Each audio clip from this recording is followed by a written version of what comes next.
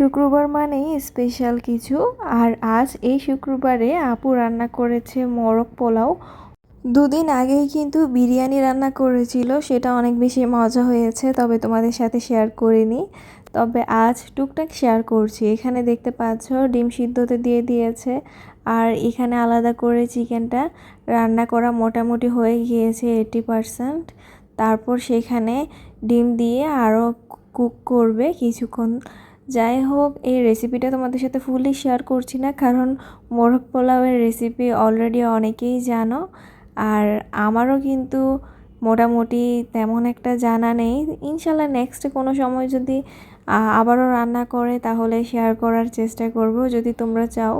এটা কিন্তু সম্পূর্ণ আপুর একটা হাতের মশলা দিয়ে তৈরি করা হয়েছে। এই মোরগ পোলাওটা বাইরের প্যাকেটের কোনো মশলা দিয়ে তৈরি করা হয়নি। খেতে কিন্তু বাইরের দোকানেরগুলোর চেয়ে কোনো অংশে কম হয়নি, অনেক বেশি মজা হয়েছে। আর এখানে মোটামুটি রান্না হয়ে গিয়েছে, ভাপে দিয়ে দিয়েছিল।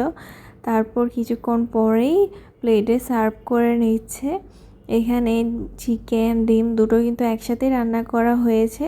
মোটামুটি মোরগ পোলাও কিন্তু এভাবেই রান্না করা হয়। কালারটা একদম ন্যাচারালি অনেক সুন্দর এসেছে, দেখতে খুব ভালোই লেগেছিল।